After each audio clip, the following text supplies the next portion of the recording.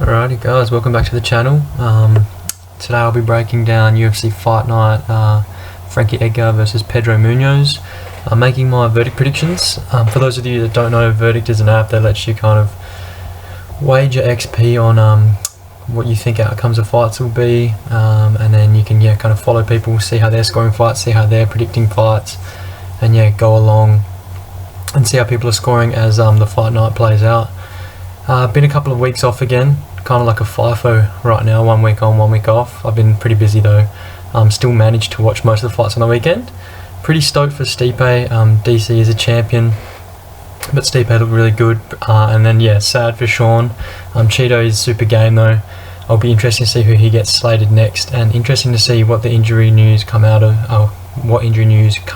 of that fight with Sean as well. So we'll just get straight into the bottom of this week. Only 4 fights currently on Verdict. I think there'll be another one added later, but I'm just getting this out there. We've got Daniel Rodriguez versus Takashi Sato.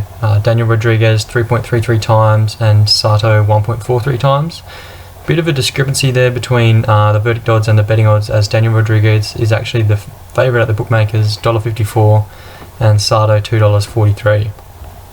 Rodriguez is 12-1 as a pro, and Sato is 16-3. I think this is going to be an awesome fight. It's all action, kind of super evenly matched as well. I'll start with Rodriguez. He's kind of a kickboxer by nature, a great kickboxing coach in his corner in Joe Schilling, and for the most part, just a really dangerous striker. His best weapon is that left hook from his southpaw stance, and both of these guys are actually southpaws, and the left hook is probably Daniel Rodriguez's best weapon, and the left straight is probably Sato's best weapon. Anyway, even though Rodriguez has the kickboxing background, he does just predominantly use his hands, and he is a bit of a headhunter. He does mix in some hooks to the body, which are quite nice, but he rarely attacks the legs. Bit more of a sniper for Rodriguez. Sato, on the other hand, does mix up his strikes a little bit more, and I think he also moves a lot more in his fights. He's far more erratic compared to the kind of lulling type of style Daniel brings in. His feints are much more subtle, and relies on his technique to counter a little more, and Sato uses much larger movements. If I had to say, I'd probably match these guys as pretty even with regards to power. Both guys very heavy-handed, but I'd give the slight edge to Daniel Rodriguez with regards to his boxing technique and pure kind of prowess on the feet. I also know that Daniel throws with much more volume. He landed 175 strikes in his last fight, and yes, his opponent Gabriel Green landed 127 strikes back on him. But those guys were fighting in a phone booth, super tight, super close range, and I just don't think from what I've seen that Sato can match that kind of output. Both guys very durable. Rodriguez has never been finished, and Sato only has 1 loss to strikes, which is back in 2015 in Japan. So they can both take a shot evidently to my pick. I think either of these guys have the power to put each other out, but if this fight goes to the distance, I have to favour Rodriguez with that high output that I know he can sustain across full 15 minutes. I also think that he has the overall better boxing technique, better footwork, and better defense, which will put him in a better position to kind of avoid the large shots from Takashi. Also, being a fellow southpaw, I think that Rodriguez will maybe be wise to a few of the tricks, maneuvers that Sato might present with, that fighters out of Orthodox might have more trouble dealing with. So all in all, going with Rodriguez. I think both guys are the real deal. I like both guys, but I give Daniel a slight edge, and as the underdog there, I'm going to take him, and I'm going to take him to win a decision at 6.78 times. Next fight along in the card, Marcin Prachnio versus Mike Rodriguez. I'll go with Prachnio. Prachnio is the underdog, 3.75 times. Mike Rodriguez favourite at 1.36 times, and that's also represented at the bookmakers. Marcin Prachnio $2.90, and Mike Rodriguez $1.40. Sorry. Prachnio 13-4 as a professional. Rodriguez 10-4 with 1 no contest on his record. Pretty cut and dry with this one. I couldn't be confident. Well, it's not cut and dry. I couldn't be confident with either guy. Prachnio 0-2 in the UFC. Both losses though coming against fairly decent competition, against Alvi and Ankalaev. Unfortunately though, both of those losses are first round knockouts, which makes it look much worse, even though you're versing better competition. Rodriguez on the other hand, 1-2 with 1 no contest in the UFC. against, you know, considerably poorer opponents. And yeah, you can see by this, his one win by knockout over Adam Milstead. So I'll be pretty quick with this one, considering I could talk for ages and still not sell you or myself to either guy. I'll have a quick talk about the dimensions. Rodriguez will be much longer in there, an 8-inch reach advantage, even though they stand only an inch discrepancy in height. But I'd say the power and speed will be in Prachnow's favour. Rodriguez's nickname is even slow. And to be honest, he isn't terribly slow offensively, but defensively he doesn't move his feet, and he can really get stuck in the mud with the guys closing the distance, which is exactly what happened in his last fight when he got put out in the first round. And you know, that's exactly what Prachnow will do. He's kind of a psycho. He's psychotic in the cage, terrible fight IQ, and just absolutely throws caution to the wind and pretty much runs straight at his opponents. You know, the knockout to Alvey looked terrible. He ran straight at Sam with his hands down and got cracked and went out. But that's his style, and I predict he was going to do the same here. It's been a couple of years since we've seen him, but I think he's just pretty much going to run straight at Rodriguez and try to land the knockout blow, because he does have big knockout power. He's 10 of his 13 wins by TKO or KO. And yeah, throws everything into his strikes, absolutely everything. He also has some really solid kicks. He has that karate background. I think he's a karate black belt. And you know, he looks to land to the legs, to the body, and to set up shots upstairs. He's very flexible, and he gets them legs up quite high quite quickly. To Rodriguez, he also uses his kicks well to manage distance, as he is typically the rangier fighter at light heavyweight. He throws the obliques, the teep kicks to the body, just kind of managing distance while also scoring and putting damage on his opponents. However, like I said, I'll be pretty quick to my pick. It is super tough because these guys are both quite poor.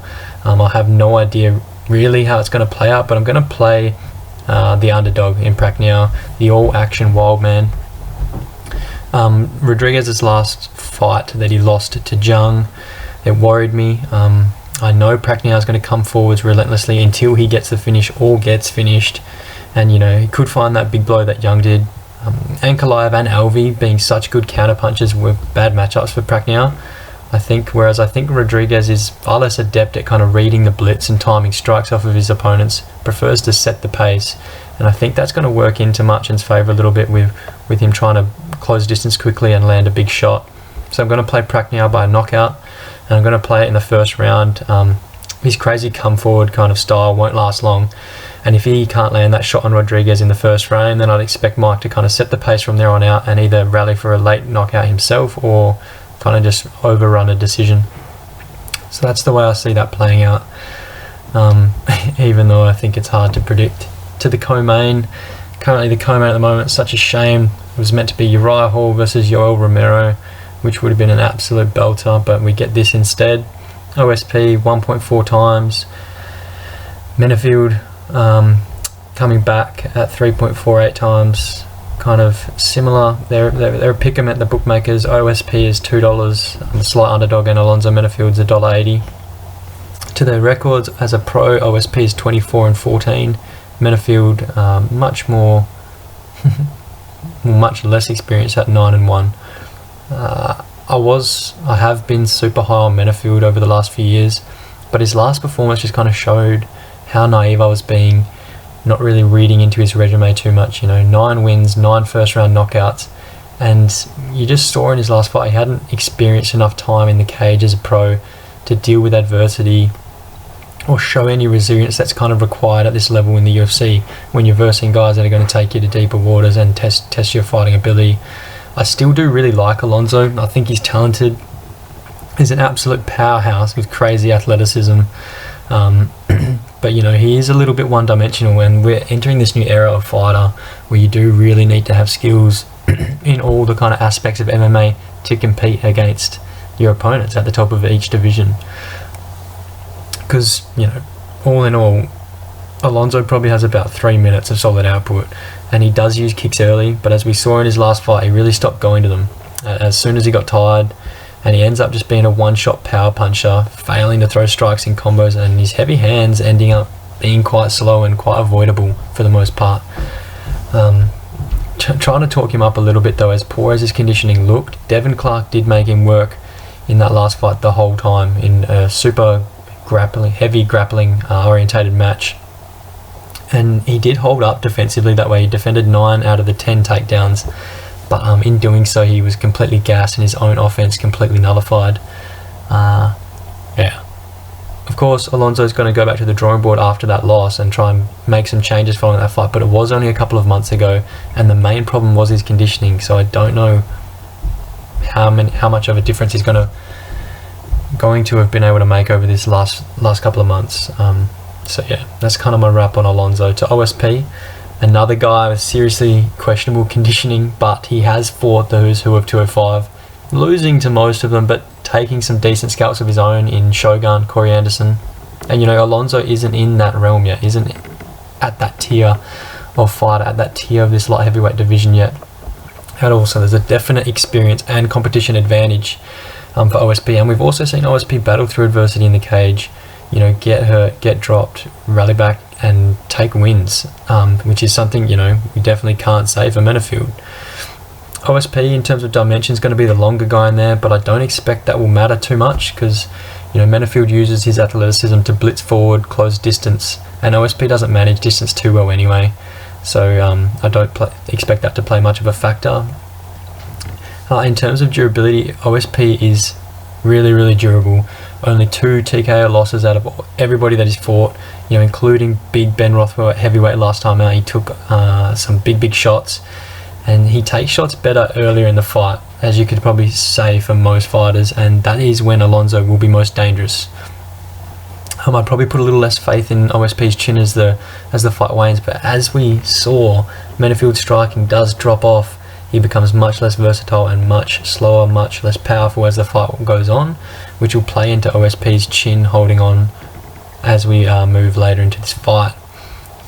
So that's the striking pretty much wrapped up. The ground game though, and the jiu-jitsu is where the gap in skill between these two will be the largest.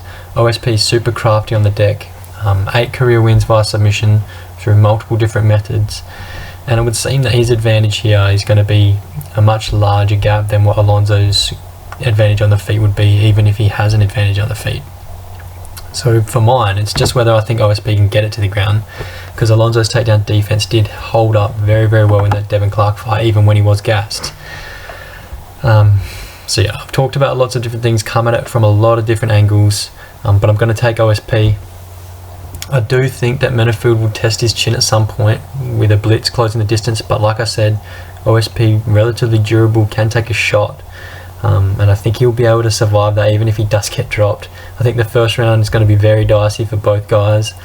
They might try and feel each other out momentarily and then have some big exchanges, and either guy could get finished. But in terms of energy, I think OSP reserves his energy marginally better at this stage and has a clearer path to victory for mine than Minifield does. So I'm going to take OSP by a sub in the second round. I feel like, yes, Alonso's going to have tried to make changes, tried to improve his conditioning, but I feel like he'll burn out again. And, you know, St. Preux should use that clinch game to wear on him, get this to the mat, where he either locks in a shoulder or a head and arm choke, something like that, up around the body while Alonso is breathing real heavy. Or, you know, even if Alonso does catch him, drop OSP, but then follow him to the mat. I can even see that. So there's a couple of outcomes there. And it's not great value on verdict, unfortunately. It's only paying 3.12 times. But yeah, I think this fight ends in a finish. Probably a pretty wild one, given the skill sets and resumes. And yeah, like I said, I'm a fan of Minifield as well. I won't be upset if he wins. I just don't think he really has the toolbox to compete with the top of this division.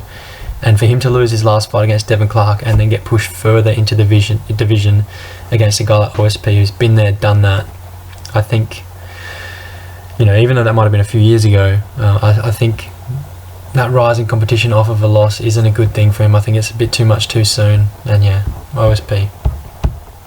Okay, to the main event now. Frankie Edgar versus Pedro Munhoz. Frankie Edgar on verdict, the slight favourite, 1.85 times versus Munhoz 2.18 times, which is not represented at the bookmakers again. So Frankie Edgar, the actual underdog, at $2.82 and Munhoz $1.41. Edgar 22-8-1 as a pro, Munhoz 18 and 18-1. Let me check that. I don't think he's 18-1. I think Munhoz is 18-4. Bear with me. Yeah, 18-4 with 1 no contest. There we go. Can't be giving you poor stats.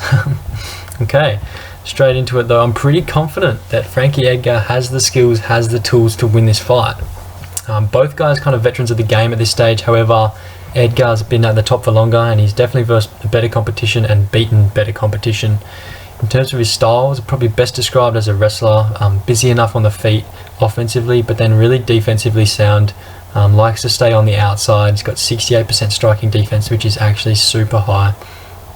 And then with his wrestling game, he's great at keeping guys down, passing guard, and getting to safer spots to avoid his opponent's jiu-jitsu, which is something we've seen in the UFC really recently, of people just having no idea how to stay safe and how to implement their wrestling game without getting locked up in a submission. He's also the 5-round master.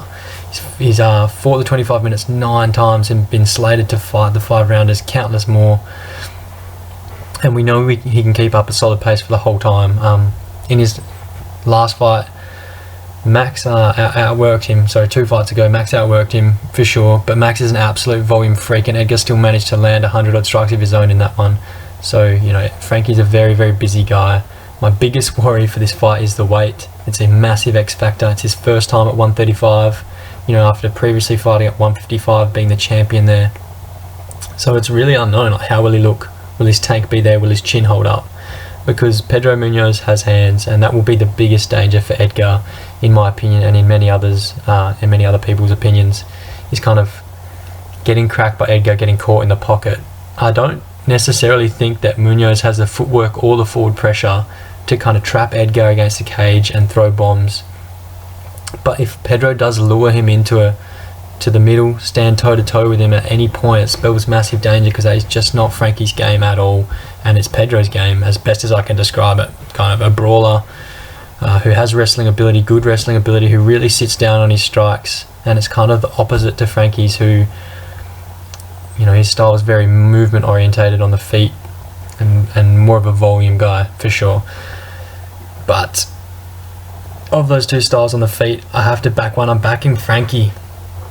You know, it's a more sustainable way to fight. I think he'll avoid the danger, and definitely have the advantage picking Pedro apart from range. He also has a 3-inch reach advantage, which will help his kind of style and help how he should best be positioned to win this fight.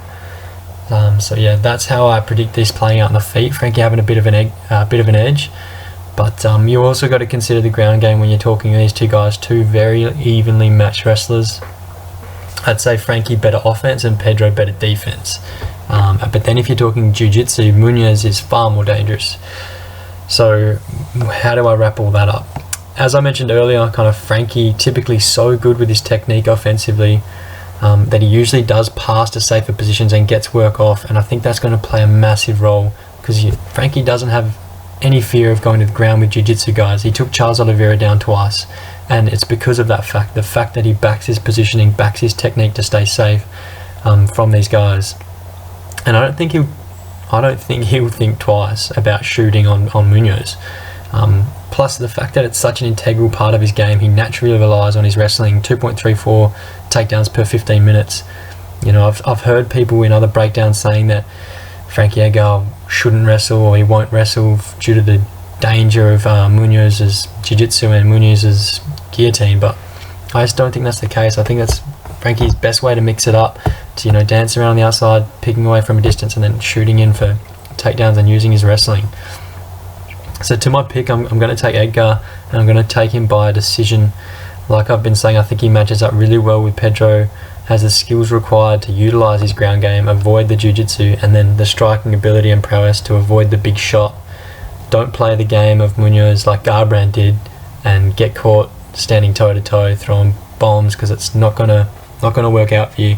And you know, Frankie's fought 25 minutes before. He's been the champion, been there, done that. He definitely has the discipline in his game to execute that game plan.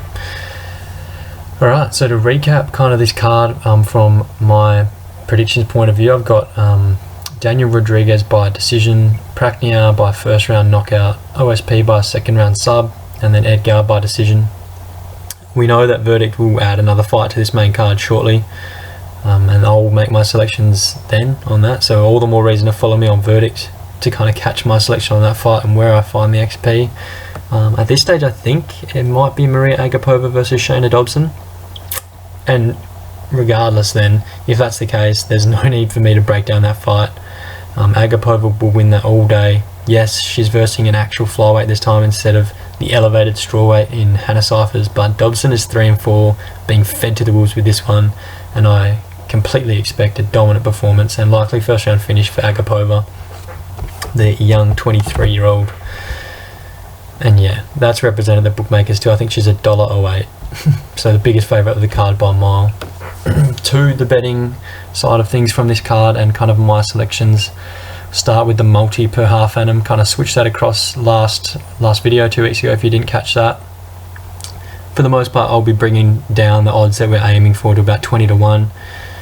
So we hit 1 every 6 months, we make profit. At the moment the record stands 1 win 9 losses, but still for that profit of plus 30.009 units, because yeah, we went up 41 units in that multi quite a while ago now, so we're about due. I think this week we've got Rodriguez to win, Prachnio by KO, OSP Minifield fight to not go the distance, and then Frankie via points at $59.05. So disregard what I just said about going for small odds because this is the largest odds on a multi that I've released yet.